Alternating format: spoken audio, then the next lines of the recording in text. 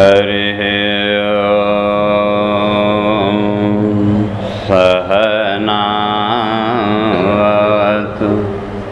सहनौ भुनक्तु सह वीर्यं करवावहै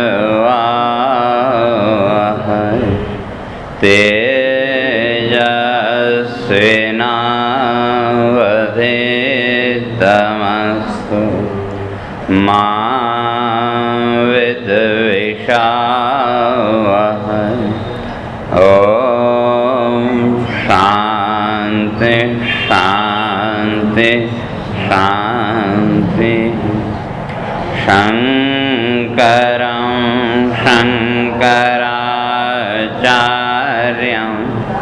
केशवं बादरायणं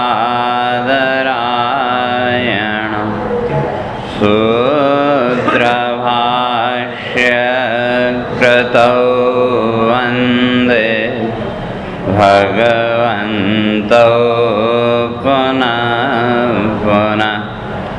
ईश्वरो गुरुरात्मेति मूर्तिभेदविभागिने व्योमवद्व्याप्तदेहाय दक्षिणामूर्तये नमः।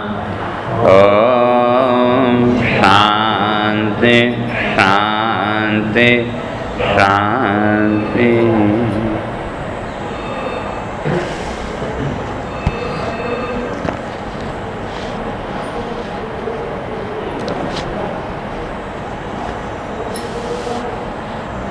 ॐ मायाभासेन जीवेशौ करोति ते श्रुतौ श्रुतम् मेघाकाशजलाकाशौ युतौ सुव्यवस्थितौ मेघवद्वर्तते माया मेघस्थिततुषारवद् धीवासनाश्चिदाभासस्तुषारस्थखवस्थितः मायाधीनश्चिदाभासः श्रुतौ मायी महेश्वर अन्तर्यामी च सर्वज्ञो जगद्योनिः स एव हि सौसुप्तम् आनन्दमयं प्रक्रम्येवं श्रुतिर्जगौ एष सर्वेश्वर इति सोऽयं वेदोक्त ईश्वरः सर्वं ज्ञत्वादिकेतस्य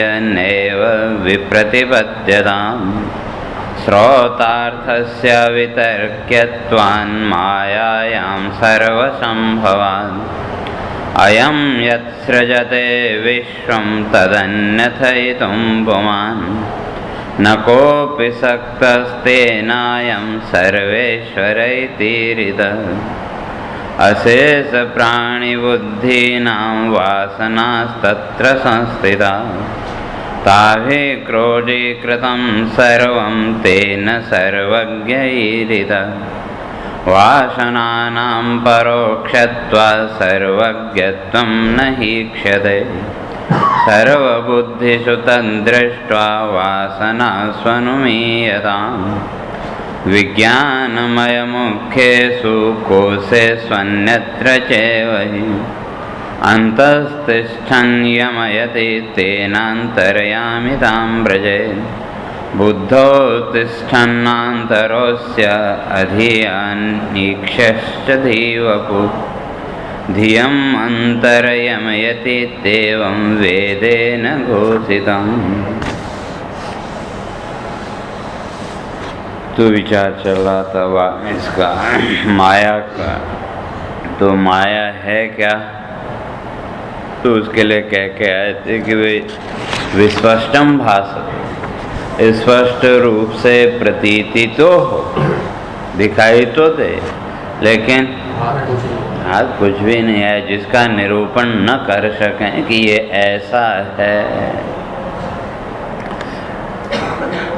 और कह के है कि भाई ये जो माया जिसको हमने कहा तो इसका किसी शब्द आदि के द्वारा हो नहीं कर सकते। तो इसलिए जहाँ तक हमारी बुद्धि न पहुँच सके, अचिंतनीय जो बातें हैं, तो क्या उनके लिए तर्क नहीं करना चाहिए? क्यों, जो अचिंतनीय बातें हैं, या जिसको पहले माया को चमत्कार कह के, जो भी चमत्कार जहाँ भी हम मानते हैं, तो उसके बारे में कुछ ज़्यादा सोचें भी तो कुछ मिलने वाला है नहीं। तो क्या वहाँ तर्क नहीं करना चाहिए? क्यों, सामने जब दिख रहा है तो उसको माया के रूप में मान लो, बस इतना ही है। और ये संपूर्ण जो जगत है, इस संपूर्ण जगत का जो बीज है वो कौन? तो का माया। और इस माया की जो अनुभूति है, ये कब होती है? वह सुषुप्ति अवस्था। क्योंकि सुषुप्ति अवस्था में जो जागृत का जगत है,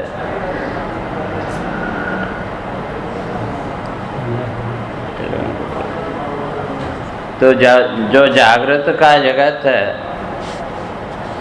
और जो स्वप्न का जगत है, तो जागृत और स्वप्न का जो जगत सुषुप्ति अवस्था में तो दिखता नहीं है। तो इसलिए दिख नहीं रहा है, इसका अर्थ है नहीं, ऐसा नहीं। तो उसके लिए उदाहरण दे के आए थे कि जैसे एक बीज के अंदर वो वृक्ष का पूरा बायोडाटा, पूरे संस्कार संचित हैं, और वो बीज कितना छोटा सा, उदाहरण दिया था बट का, तो बट का वृक्ष इतना विशाल का है और उसका जो बीज है वो एकदम छोटा सा। तो वो वृक्ष के सारे संस्कार उस बीज में हैं कि नहीं? लेकिन किस अवस्था में? तो सुषुप्ति अवस्था में। तो उसी तरह का जागृत और स्वप्न के जो संस्कार, अर्थात उसको स्पष्ट किया था, वासना के बीज, वो भी सुषुप्ति में। और जब आँख खुली तो वो जो जिस जगत को अगले दिन छोड़ के गए थे, वही सारा जगत फिर से उत्पन्न हो गया। और ये जितना भी जगत है, जगत की जो भी प्रतीति है, वो किस आधार पर? तो का प्रतिबिंबित चैतन्य, कि जैसा वो प्रकाश परावर्तित हुआ, अर्थात दर्पण के पीछे लगी हुई जो पॉलिश, उसके आधार पर। और ये जितना भी जगत उत्पन्न हुआ कहाँ से?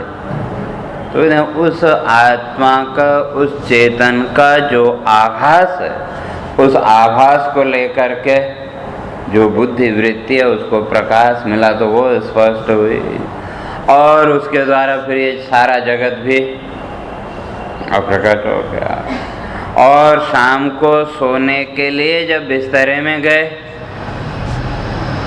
वो जो आभास, चेतना का जो आभास, चेतना का जो प्रकाश अभी तक वो बुद्धि वृत्ति आदि के साथ जुड़ा था, तो धीरे धीरे हमने क्या किया? उसको वापस खींचा। तो जैसे जैसे वहाँ से संपर्क हटता गया, तो ये जागृत का जो जगत था, इसका लय होगा। लेकिन संस्कारों को साथ में लेके आ जाते हैं। तो कहते हैं उस आभास के आधार पर ही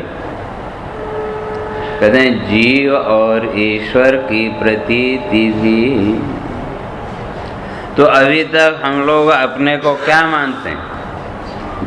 जीवत्वेन प्रतीति। भले शास्त्र का चिंतन किया, विचार किया, सब कुछ किया, लेकिन फिर भी कहीं न कहीं वो जीव भाव में बंधे हुए हैं कि जानते हैं शास्त्र आदि के द्वारा, और कुछ हद तक निश्चय भी हुआ कि वे कोई दो तत्व नहीं बल्कि एक ही तत्व, लेकिन फिर भी अपने को जीव भाव में बंधा हुआ मानते हैं कि नहीं?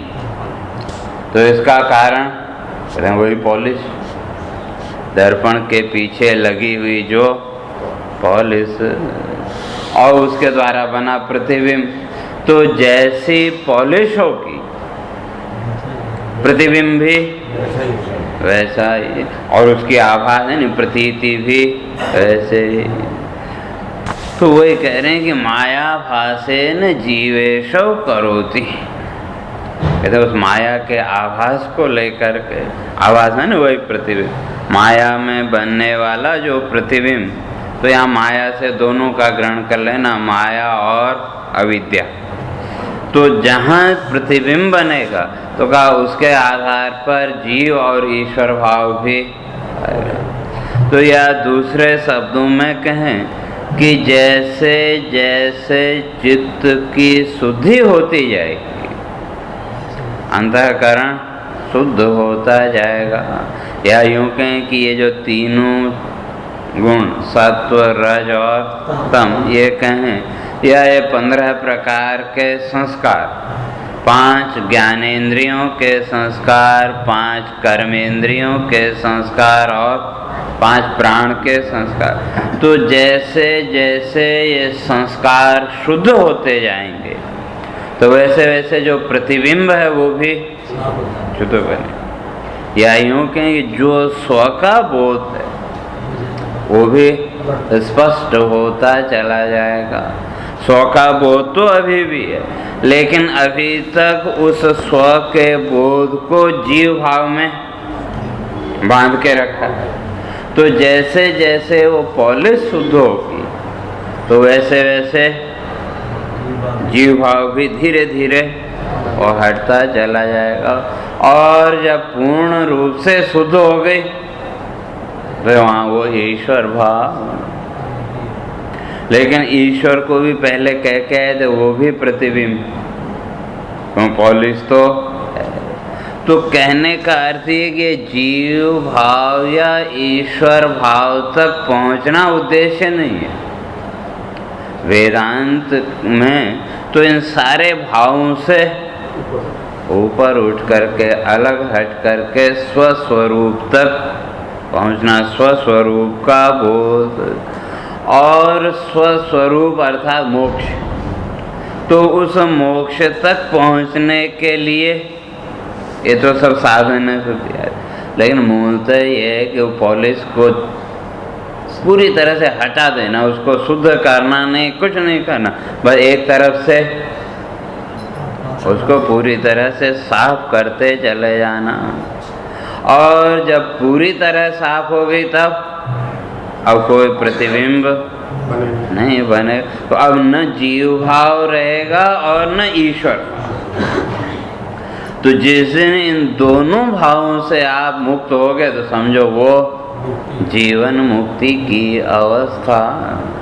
तो इसलिए कहते हैं ये जितना भी जीव और ईश्वर भाव है ये सब किसको लेकर के, कहते हैं वो माया में बनने वाला जो प्रतिबिंब आभास है।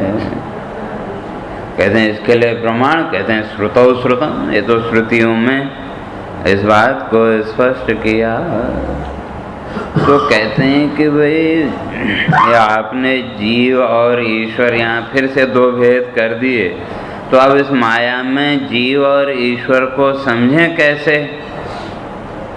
तो कहते हैं मेघाकाश जलाकाशौ इव, कहते हैं एक मेघाकाश और एक जलाकाश।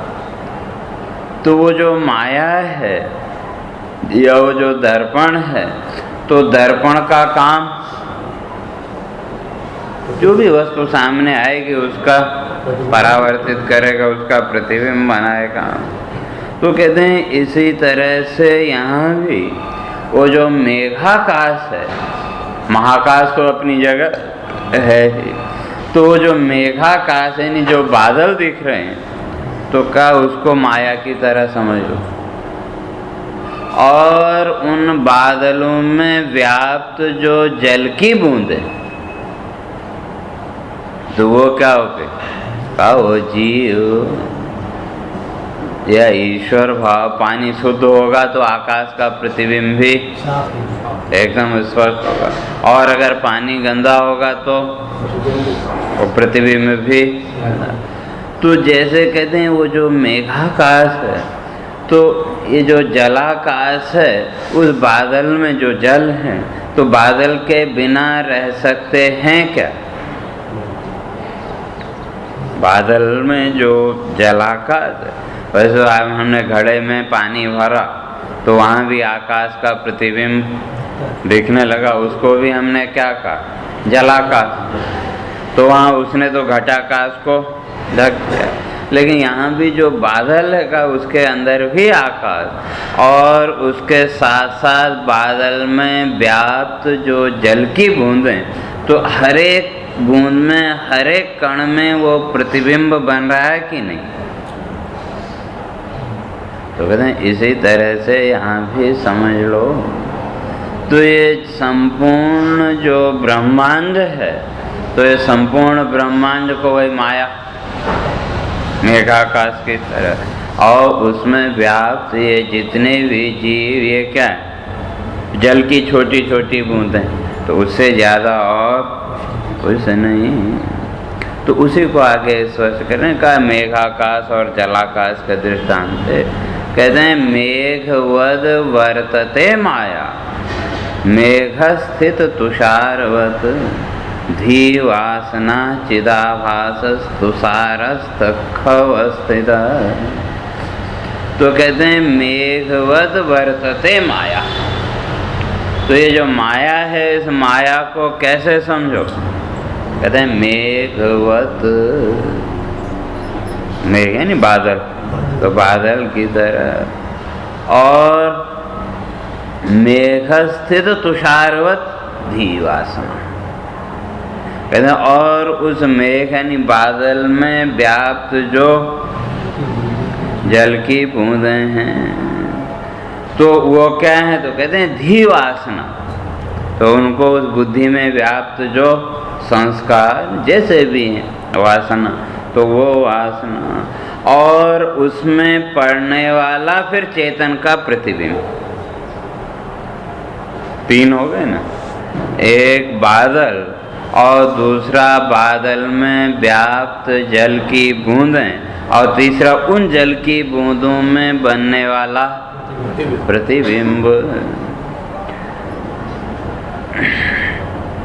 तो वो जो चिदाभास है वो कहाँ बन रहा? कहते हैं तुषारास्थ खवत, वो जो पानी की बूंदों में जो आकाश, और वो जो आकाश है वो कैसा दिखेगा? जैसा वो जल और उसके पीछे पॉलिश जैसी होगी नहीं, वो जैसा बादल होगा। अगर एकदम काला बादल है तो प्रतिबिंब भी काला, एकदम सफ़ेद बादल है तो प्रतिबिंब भी एकदम क्लियर। तो इसी तरह से कहते हैं कि ये जितना भी जगत है, तो पहले जिसको क्या कह के आए थे कि लीन है, सुसुप्ति में सब। तो जब वही बादल का ही लो, तो जब वो बादल ज़्यादा ठोस हुए तो वहाँ वो थोड़ा दब गया, और फिर हवा के द्वारा जब वो बादल फैले तो उसके आधार पर थोड़ा फिर और स्पष्ट हुआ। वो जो जल की बूंदें हैं, तो कहते हैं जल की बूंदों को क्या समझो? कहते हैं धी वासना। तो इस बुद्धि में व्याप्त जो वासना अर्थात संस्कार, जैसे फिर वहीं आ जाओ कि सुबह जब आँख खुली तो ये जो संसार है ये एकदम सामने आया या धीरे धीरे? धीरे धीरे आता गया। तो किस आधार पर जगत को देखा? वही जैसे संस्कार होंगे, मैं सुखी हूँ, मैं दुखी हूँ, तो जितने भी संस्कार हैं उन संस्कारों के आधार पर संसार को दे। लेकिन ये सारा का सारा संसार दिख कहाँ रहा है? कोई वासना कि जो संस्कार हैं उन संस्कारों में ही तो हमने जगत को देखा। और कभी कोई बहुत दृढ़ इच्छा हो, कोई विचार हो, तो आप आंख बंद करके बैठते हैं कि नहीं? लेकिन फिर भी वो संसार दिख रहा है कि नहीं? आंख बंद किया लेकिन फिर भी, तो उस समय कहाँ वो दिख रहा है? बाहर जो संसार है उससे तो हमने अपने को एकदम अलग कर लिया। अब ये जितने भी दृश्य हम देखते हैं आंख बंद करके या स्वप्न आदि में, तो ये सब कहाँ? वही वासना कि जैसी वासना होगी, जैसे संस्कार होंगे, तो उन संस्कारों के आधार पर वो दृश्य दिखने लगे। तो वही कह रहे हैं कि वही चिदाभास जो आभास है, तो उसको कैसे समझो? तो कहते हैं तुषारस्थ खवत, कहते हैं जैसे वो पानी की बूंदों में भी वो आकाश दिखता है, तो उसी तरह से वासना को लेकर के वो एक ही चैतन्य क्या हुआ? नाना रूपों में अभिव्यक्त हो गया। है एक ही, लेकिन एक होते हुए भी अनेक, और ये वासनाएं या इच्छाएं भी असंख्य। तो जितनी इच्छाएं, जैसी जैसी इच्छाएं आई, वो जो चेतन का प्रकाश है उसी रूप में और परिवर्तित होता गया, उसी रूप में अभिव्यक्त होता गया। तो इसी का नाम विवर्त, कि स्वस्वरूप में किसी तरह का कोई परिवर्तन आए बिना नाना रूपों में अभिव्यक्त हो जाना, नाना रूपों में प्रकट हो जाना, इसका नाम विवर्त। अब इन नाना रूपों में प्रकट होते हुए भी आप एक या अनेक? एक। तो अनेक होते हुए भी एक, और एक होते हुए भी उपाधियों के माध्यम से अनेक। तो अब आप एक या अनेक? मूलतः तो एक ही। तो उसी तरह से ये जितना भी जीव और ईश्वर भाव है, तो ये जीव ईश्वर भाव भी किस पर टिका हुआ? क्या वही प्रतिबिंब, कि जैसे शुद्ध संस्कार होंगे, शुद्ध वासना होगी, तो प्रतिबिंब भी उसी आधार पर बनेगा। तो कहते हैं भाई ठीक है, बात तो बड़ी अच्छी है, चलो ठीक है, कहा हम जीव को तो प्रतिबिंब मान लेते हैं, यहाँ तो स्पष्ट अनुभूति, और ये कहीं कहीं जो विचारशील है उसको कुछ न कुछ अनुभूति तो है। लेकिन आपका ईश्वर को भी क्या कह रहे हैं? प्रतिबिंब का। तो नहीं, इसमें प्रमाण क्या है? चलो जीव को तो मान लिया हम, लेकिन ईश्वर भी प्रतिबिंब है, तो इसका प्रमाण, तो कहते हैं इसका प्रमाण तो हम पहले ही श्वेता स्वतर श्रुति का दे के आए थे कि मायाम तो प्रकृतिम विद्याम मायिनम तो महेश्वरम तस्यावयवभूतेस्तु व्याप्तम सर्वमिदं जगत। तो कहा मायाम तो प्रकृतिम विद्या, जो माया है उसको क्या समझो? प्रकृति। और जो मायापति है उसका नाम ईश्वर। और ये संपूर्ण जो जगत है उसकी स्थिति क्या है? माया और मायापति का अवयव, कि जो भी अभिव्यक्ति है तो बिना उस मायापति के हो नहीं सकती। और वो जो मायापति है ईश्वर जिसको कह के, वो असंग। तो इसलिए पीछे बहुत विचार करके आए थे कि जब वो असंग है तो का नियंता नहीं हो सकता, और अगर उसको नियंता मानो तो का असंग नहीं हो सकता। तो वहाँ कह के है जो इस प्रकृति का जो नियंता है उसको हम ईश्वर कहेंगे। तो इसलिए वहाँ प्रश्न कहते हैं अगर नियंता है तो उसमें कोई न कोई गुण धर्म आदि होने चाहिए, और असंग है तो नियंता नहीं होना हो सकता। तो वहाँ सबका समाधान दिया था कि वे भले ही अलग अलग कैसे भी मानो, लेकिन किसी न किसी नियंत्रक के सत्ता को स्वीकार करते हैं कि नहीं। अब चाहे वो आपने शिव के रूप में स्वीकार की, विष्णु के रूप में स्वीकार की, या जिस किसी भी रूप में स्वीकार की, तो जिस किसी भी रूप में आपने ईश्वर को माना, तो उस ईश्वर को नियंत्रक मानते हैं कि नहीं? तो कहते हैं कि नियंत्रक है तो भी प्रतिबिंब कैसे हो? प्रतिबिंब तो स्वयं नियंत्रक हो नहीं सकता, क्यों? प्रतिबिंब की अपनी स्वतंत्र कोई सत्ता है ही नहीं। तो इसलिए कहते हैं कि भाई ये ईश्वर माया का ही प्रतिबिंब है, इसमें प्रमाण क्या है? तो वही कहते हैं मायाधीन चिदाभास श्रुतौ मायी महेश्वर अंतर्यामी च सर्वज्ञो जगद योनि स एव हि। तो कहते हैं इसमें श्रुति का प्रमाण है। और पीछे चर्चा करके आए थे कि वो जो अंतर्यामी अधिकरण आदि ब्रह्म सूत्र में, तो उसी तरह से उपनिषदों में भी वो अंतर्यामी रूप से उसको माना।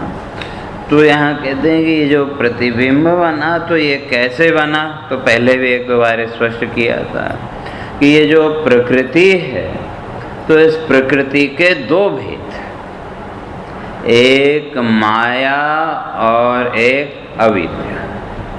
तो जिसे माया कहते हैं तो काम सत्व शुद्धि अविद्याभ्याम माया विद्ये चते मते माया बिंबो वशीकृत्य ताम स्यात् सर्वज्ञ ईश्वर।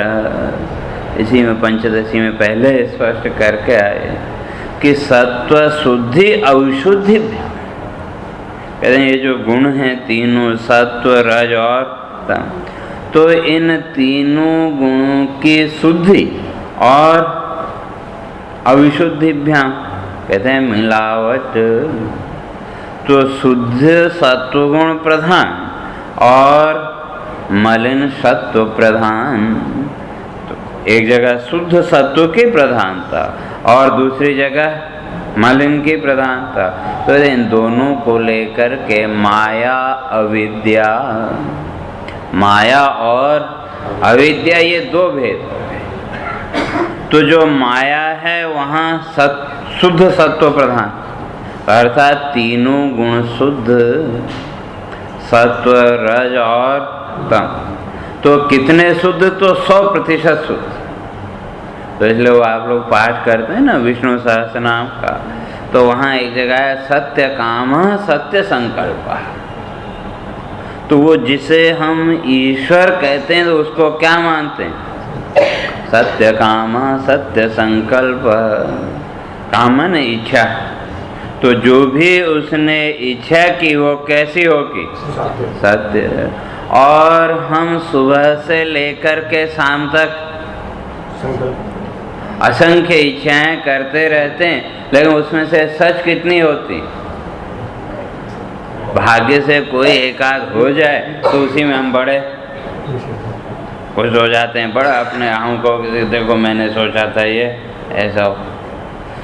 तो जो ईश्वर है कहते हैं वो जो भी इच्छा करेगा वो सत्य होगी, और सत्य संकल्प, जो भी संकल्प करेगा वो सत्य।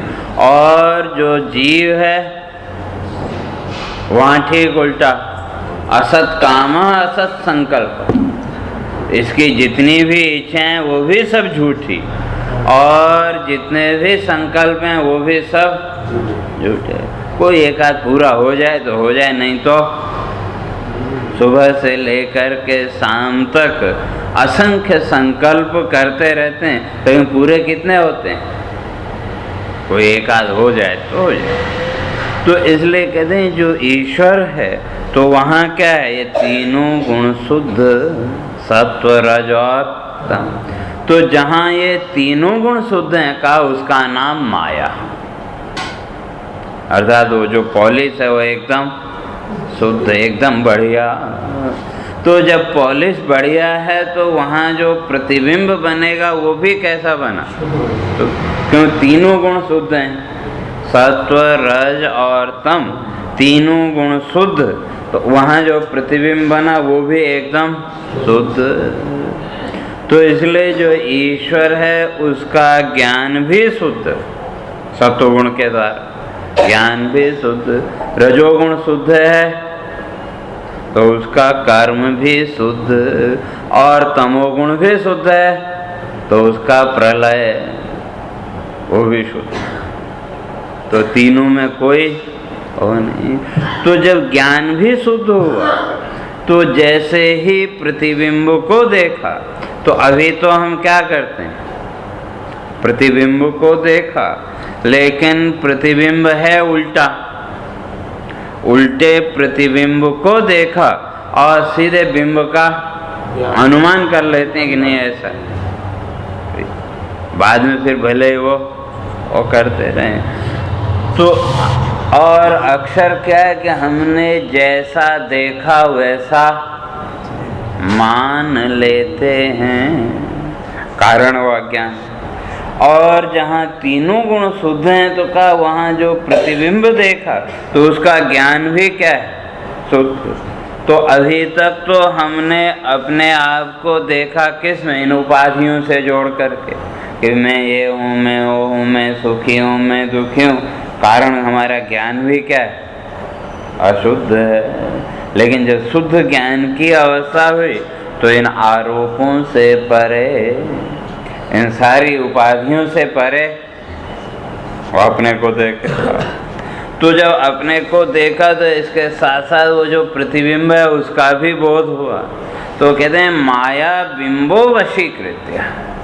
तो वो जो ईश्वर है उसने क्या किया, वो ज्ञान कर्म आदि की जो शुद्धता, उस शुद्धता के आधार पर वो जो बना हुआ प्रतिबिंब उसको अपने नियंत्रण में कर लिया।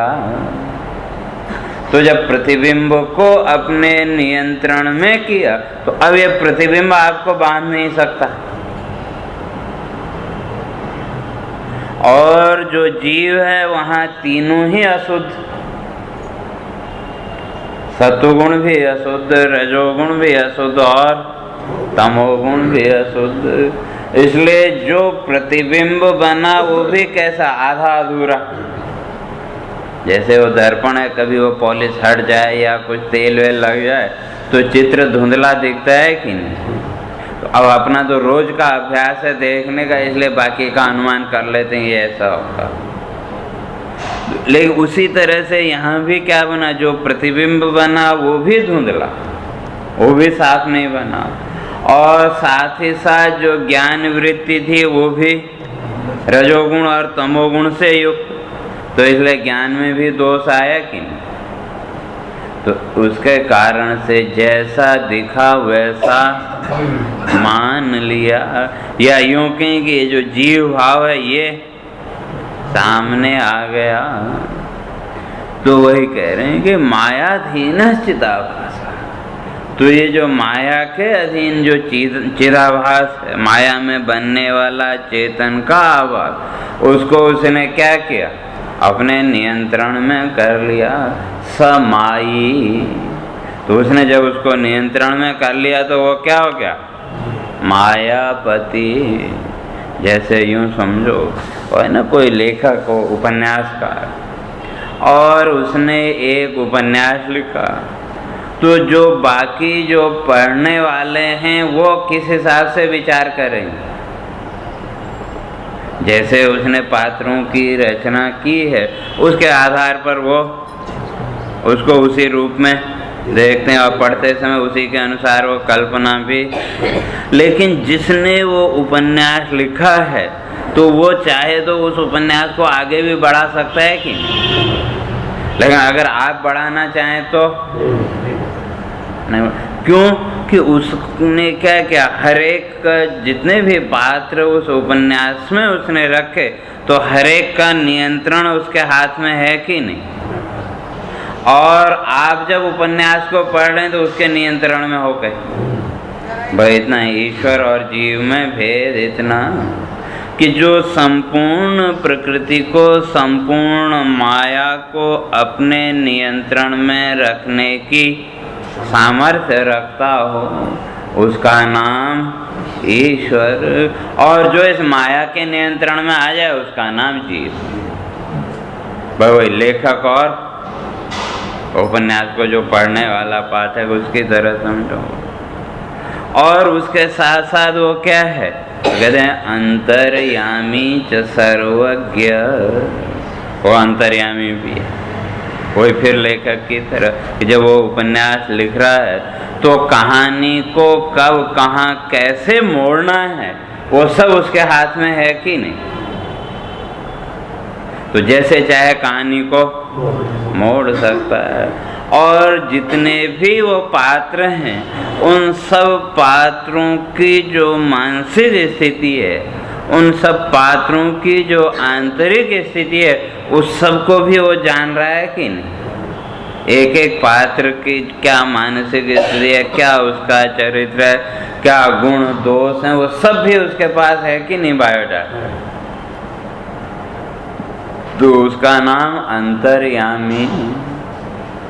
और ये जो ईश्वर भाव है, तो हम लोग क्या समझते हैं ईश्वर कहीं अन्यत्र हो। तो ईश्वर भी आप, जीव भी आप और ब्रह्म भी आप। तो जब इस भौतिक जगत के प्रपंच के साथ जुड़े तो उन आरोपों को अपने ऊपर ओढ़ते चले गए सुबह से लेकर के शाम तक, तो ये भी है, ऐसा भी है, वैसा भी है। तो ये सब क्या है, जीव भाव। और जब आप कल्पना करते हैं किसी भी बात की, तो उस कल्पना में जितने भी पदार्थों का, व्यक्तियों का आपने निर्माण किया, तो उस समय उन सारे व्यक्तियों का, सारे पदार्थों के अंतर्यामी आप हैं कि नहीं, जिस समय कल्पना कर रहे हैं। इसलिए कल्पना थोड़ा सा ठीक, उस स्वप्न में थोड़ा सा भेद है कि स्वप्न में आप अंतर्यामी नहीं बन पाते पूरी तरह, क्योंकि स्वप्न में आप पराधीन हैं। और जागृत में अपनी उस कल्पना शक्ति, माया शक्ति को नियंत्रित करने में स्वतंत्र। इस कल्पना में जैसे चाहें वैसे कर लेते हैं।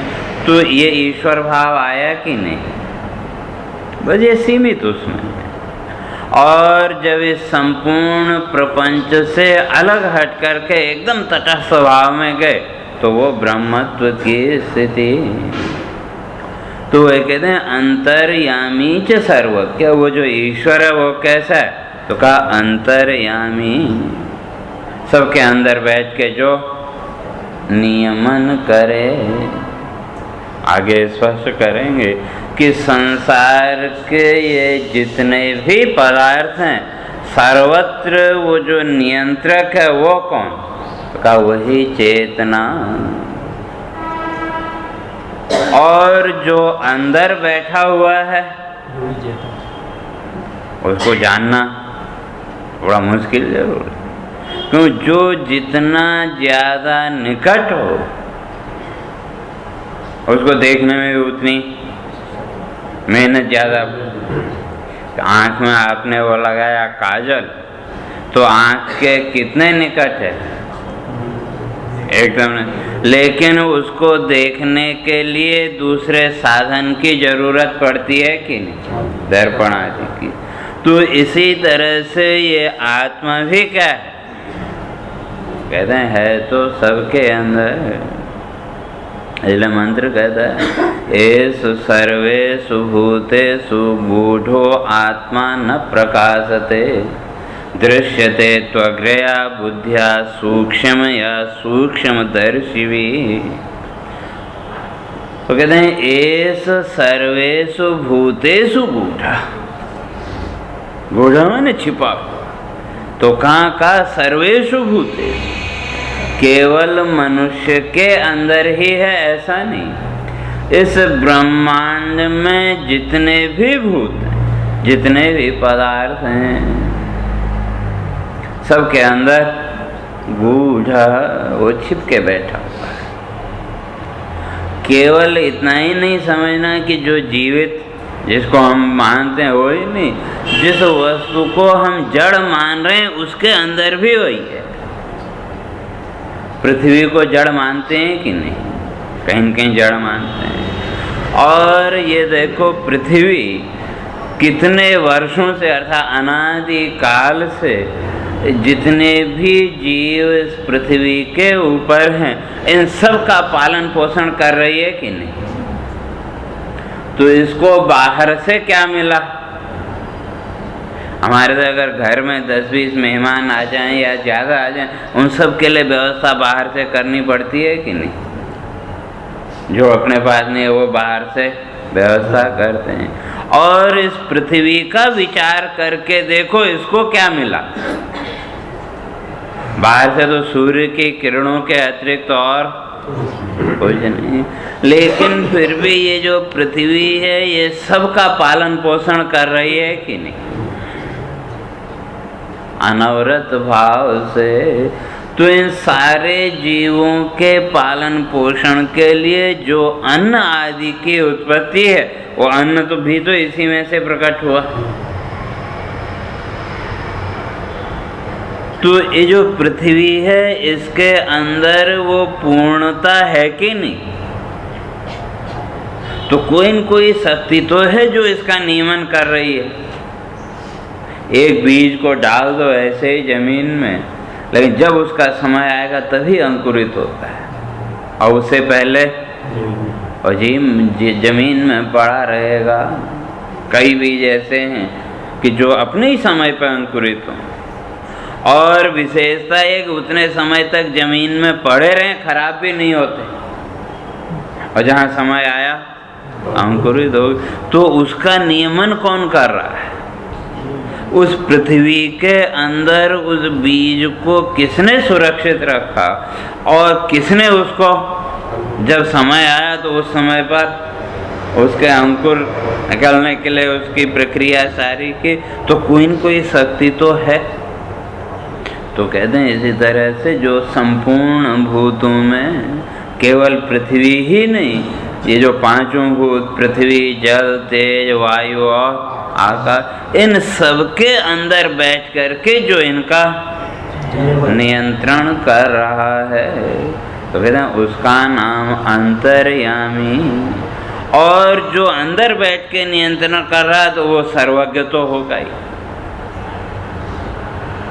जैसे कोई बूढ़े बुजुर्ग हों तो उसको हम क्या कहते हैं?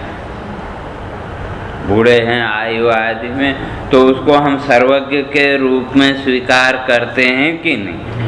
क्यों?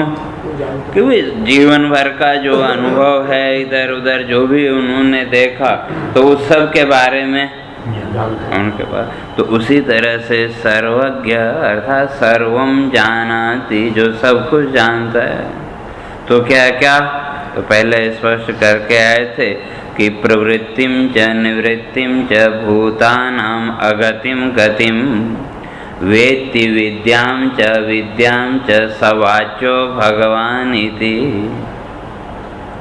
कहते हैं प्रवृत्तिम च निवृत्तिम च, ये जितने भी प्राणी हैं इस ब्रह्मांड में, जो प्रत्येक प्राणी की प्रवृत्ति कि उसके जीवन की जो भी प्रवृत्तियाँ वो कैसी होंगी, कब होंगी, और निवृत्तिम च, तो कब उसमें निवृत्ति आएगी, कब उससे, और भूतानाम अगतिम गतिम, तो इन संपूर्ण प्राणियों के जन्म मृत्यु और मोक्ष उसको भी जो जानने वाला है।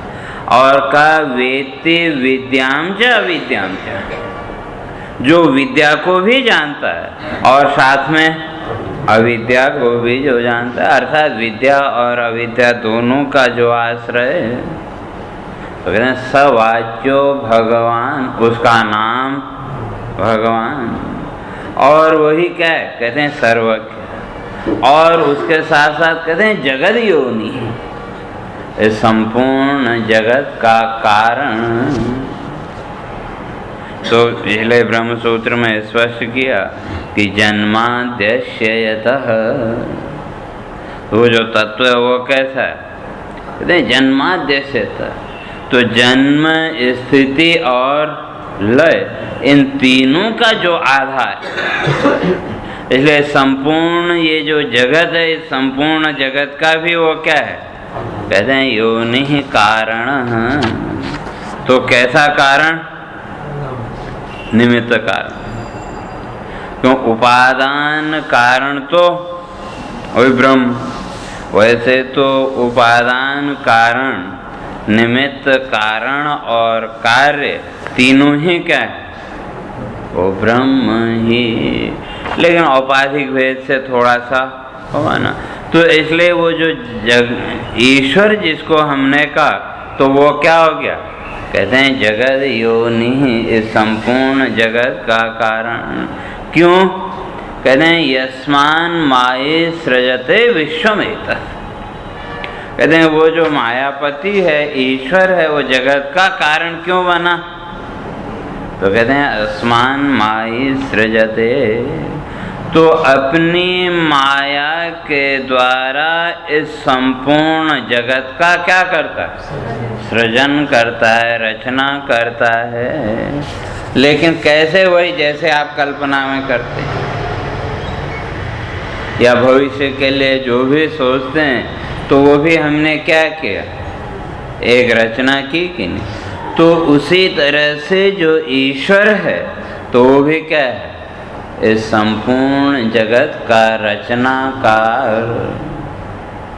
लेकिन किस आधार पर? ये जो भी सृष्टि, ये भूतों का निर्माण किया, तो ये किसके लिए?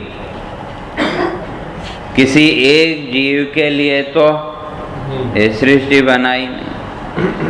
तो इसलिए कहा सबका समष्टि प्रारब्ध। जैसे यूं समझो कि कभी कोई बड़ा फंक्शन हो, कुछ हो, तो सबको ध्यान में रख करके एक सामान्य व्यवस्था बनाते हैं कि नहीं, कि भाई जितने भी आए सब उसमें और समय।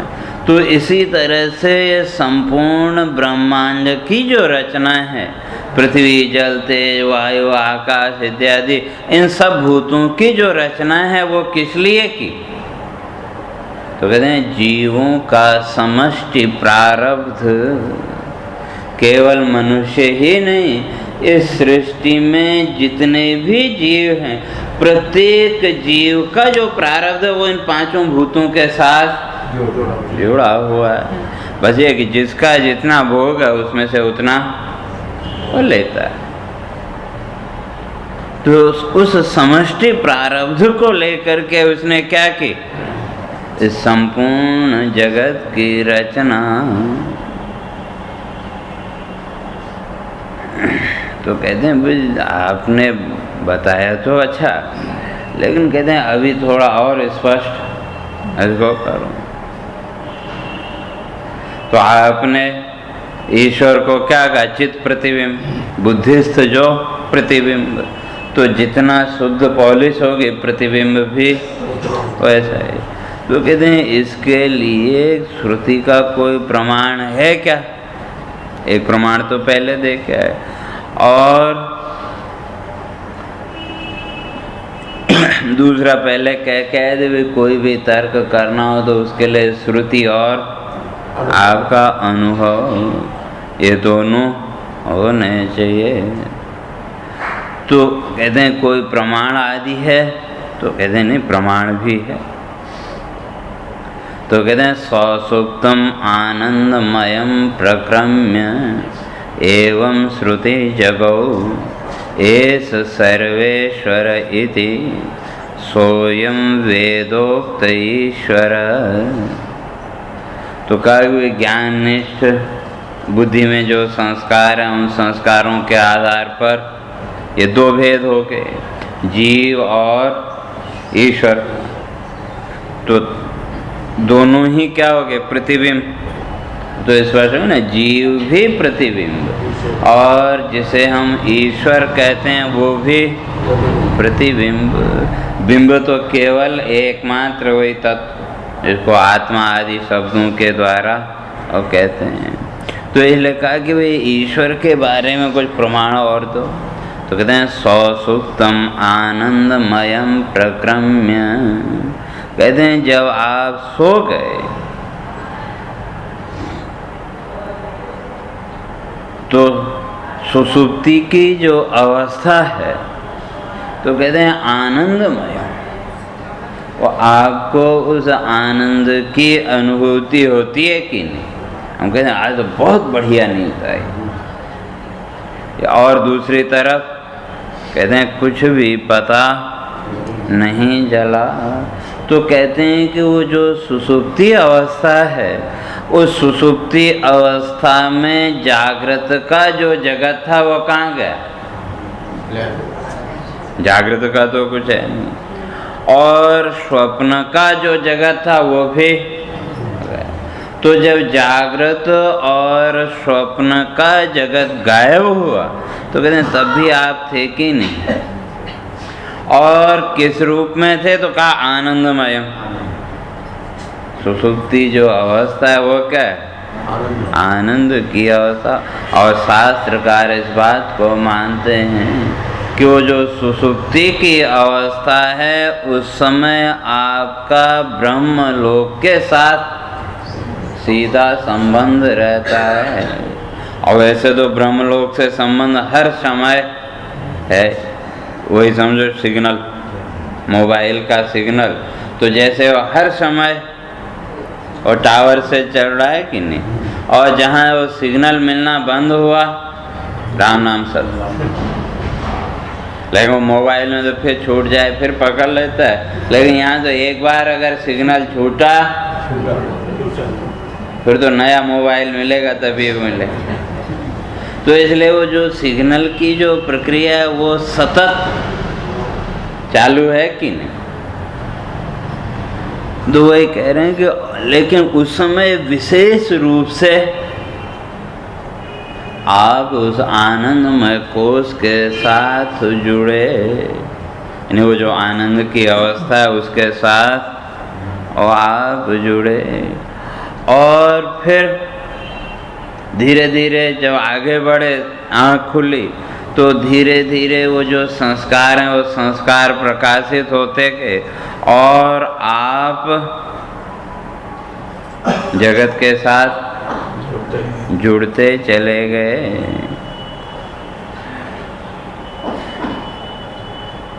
तो इसलिए यहाँ कह रहे हैं कि ये जो सुषुप्ति जैसा जो आनंद, वो आनंद तो केवल सुषुप्ति की अवस्था में ही मिलता है। लेकिन उसी तरह से जब आपके मन की कोई इच्छा पूर्ण हुई, वो अपनी अभिलषित वस्तु सामने दिखी, तो उस वस्तु को देखने पर भी आनंद की अनुभूति होती है कि नहीं? आनंद की अनुभूति। तो ये जो आनंदमय कोष है, तो इस आनंदमय कोष का जो मूल आधार, तो ये जो आनंद आदि जितना भी है ये बिना आत्मसत्ता के नहीं हो सकता। आत्मसत्ता के बिना वो आनंद की अनुभूति भी नहीं हो सकती। तो कहते हैं कि ये संपूर्ण कोषों का जो आधार, ये जो भी सुषुप्ति आदि में या जागृत काल में भी जो इष्ट वस्तु को देखते ही आपको आनंद आदि की अनुभूति हुई, लेकिन ये है तो आनंदमय कोष, कोष माना आवरण, एक स्थिति, लेकिन इसका भी अतिक्रमण करके जो बैठा हुआ है, इन सब कोषों का जो आधार, उस आनंद का भी जो आधार है और जो इन सबको जानता है, सर्वज्ञ है, तो कहते हैं उसका नाम ईश्वर। तो ये जो कोष आदि हैं, इन संपूर्ण कोषों का आनंद आदि का जो आधार है, और कहते हैं इस आधार पर वो जिसे हम ईश्वर कह रहे हैं उसकी सर्वज्ञता तो अनुभव सिद्ध, क्यों जो आनंद आया, जो भी हम कहते हैं आज तो बड़ा आनंद है, तो उस आनंद का भी हमने अनुभव किया कि नहीं? उसको भी हम देख रहे हैं। तो जो देखने वाला है वो इससे अलग, तो वो मनोमय कोष को भी जानता है, विज्ञानमय कोष को भी जानता है, बाकी उसको भी। तो जितना भी जीवन की प्रक्रिया है उन सबको जो जान रहा है, इन सब का जो ज्ञाता भी है और इन सब का नियंता भी है, और साथ ही साथ इन सब का जो आधार कहते हैं वो कौन, उसका नाम ईश्वर। तो अब अपने जीवन में विचार करके देखो तो वो ईश्वरत्व तो आपके अंदर भी है कि नहीं, लेकिन सीमित।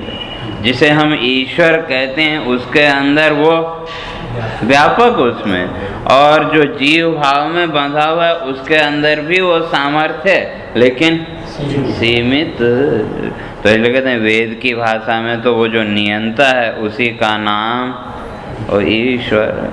अभी और आगे चर्चा चलेगी, तो आगे की चर्चा अपने फिर कल करेंगे। अब सीधे हरे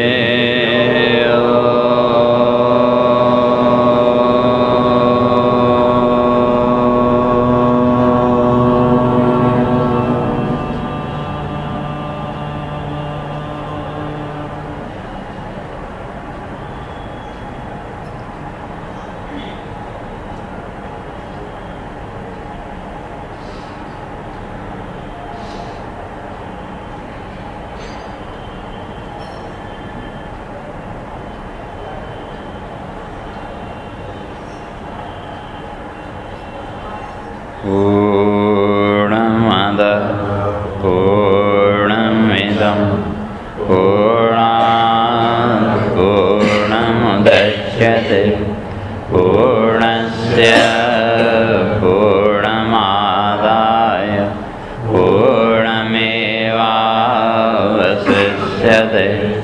ॐ शान्ति शान्ति शान्ति। शङ्करं शङ्कराचार्यं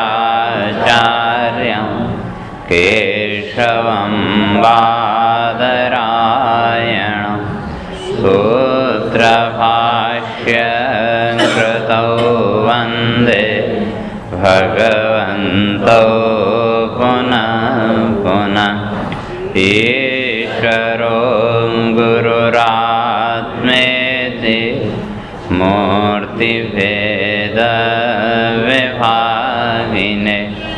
व्योमवद्व्याप्तदेहाय दक्षिणामूर्तये नमः। ॐ शान्ति शान्ति शान्ति।